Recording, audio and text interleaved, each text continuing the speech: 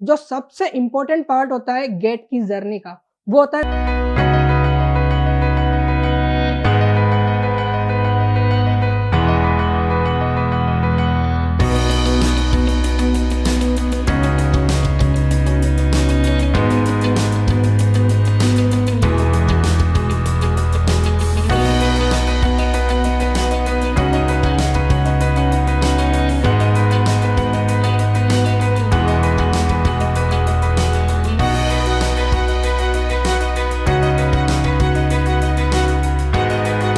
Hello everyone, my name is Harsh Gupta and I secured All India rank 128 in GATE CS 2022.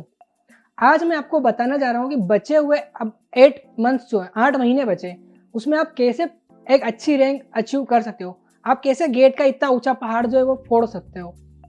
ठीक है, तो सबसे पहले आप है ना क्या कर सकते हो कि एक सब्जेक्ट उठाओ, नॉट मोर देन 1 और 2 सब्जेक्ट। अगर आप एक अच्छा अपने आप को एक अच्छा ब्रेन मानते हो तो आप बस 1 या 2 सब्जेक्ट उठा लो, उसको अच्छे से कंप्लीट करो, उसके नोट्स बनाओ और टारगेट ये रखो कि आने वाले 6 महीने के अंदर आप अपना जो सारा कोर सब्जेक्ट है वो कंप्लीट कर जाओ। एफटी और मैथ्स, मतलब बहुत सारे बच्चे ऐसा करते हैं कि एफटी और मैथ्स जो है ना वो छोड़ देते हैं कि यार ये तो बच्चों वाला खेल है, हो जाएगा। बट आप विश्वास मानो, एफटी और मैथ्स 23% गेट का सिलेबस कवर करता है, मोर देन 23 कई बार बोले तो। मैं सिर्फ एफटी और इंजीनियरिंग मैथ्स की बात कर रहा हूँ।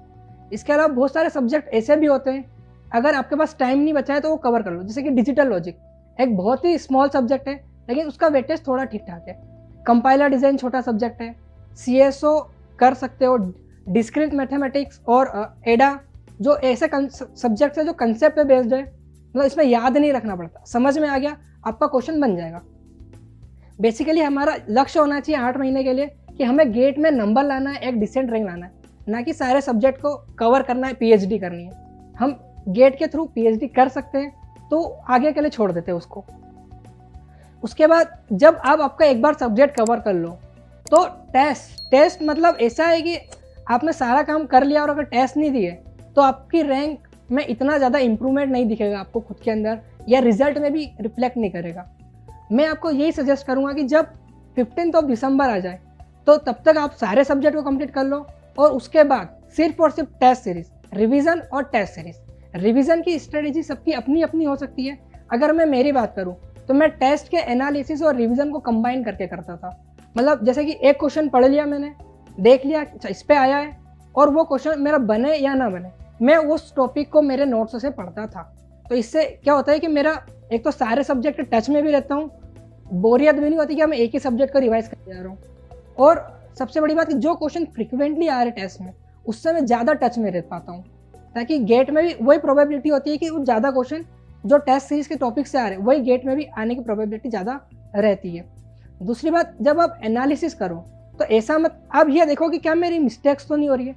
मेरे को एक चीज़ लगी गेट रिजल्ट आने के बाद कि अगर मैं मेरी मिस्टेक्स पे कमांड कर सकता था तो मैं शायद और अच्छा नंबर लेके आता। बाकी मेरी रैंक बहुत डिसेंट है एंड आई एम फ्री कि अब मेरे को 4th ईयर में इतना ज़्यादा नहीं पढ़ना है।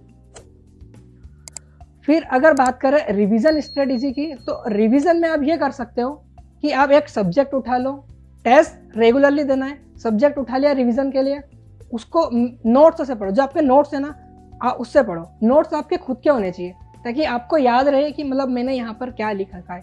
अगर आप आपके फ्रेंड से या दूसरे के नोट्स उठा के पढ़ोगे तो आपको बहुत ज़्यादा दिक्कत क्रिएट करेंगे, इतना वो इफेक्टिव नहीं होता है। उसके बाद मॉक टेस्ट, जो सबसे इम्पोर्टेंट पार्ट होता है गेट की जर्नी का, वो होता है मॉक टेस्ट। मैंने एटलीस्ट पूरे मंथ लास्ट, मतलब जो जनवरी का मंथ होता है 1 से लगा के 30 जनवरी 31 जनवरी तक रोज मॉक टेस्ट दिए मेरे अपने शेड्यूल के टाइम पे। जैसे कि मेरा गेट का पेपर 9 से 12 बजे तक का था तो मैं उसी टाइम पे टेस्ट देता था ताकि एक तो मेरी बॉडी मतलब एडजस्ट हो जाए उस टाइम से, और दूसरी बात जब मैं गेट का पेपर देने गया तो मैं इतने मॉक लगा चुका था कि मेरे को डर ही नहीं लग रहा था कि मैं भाई एक क्वेश्चन को टिक कर रहा हूँ। ऐसा लग रहा था कि मैं अपने घर में आराम से पंखे के नीचे बैठ के अपना मॉक लिख रहा हूँ। और believe me it will very beneficial कि अगर आप मॉक टेस्ट देते हैं रेगुलर इंटरवल में। टॉपिक टेस्ट अपना एक इंपॉर्टेंस रखते हैं, बाकी मॉक टेस्ट उससे ज़्यादा इंपॉर्टेंस रखते हैं। टॉपिक टेस्ट जो होते हैं ना वो आपके कंसेप्ट को बिल्ड करते हैं। मॉक टेस्ट आपकी टाइम मैनेजमेंट स्ट्रेटेजी क्या होगी पेपर के अंदर। अगर पेपर जैसे कि आप देख रहे हैं कि पिछले 2-3 सालों से पेपर का लेवल ग्रेजुअली इंक्रीज हुआ है, तो हम मॉक टेस्ट से पता कर सकते हैं कि हम कहाँ लाई करेंगे आने वाले टाइम में, और मतलब टाइम मैनेजमेंट और ये सारी चीज़ें आपके मॉक टेस्ट से कवर हो जाएगी। तो all the best for your next exam. Thank you.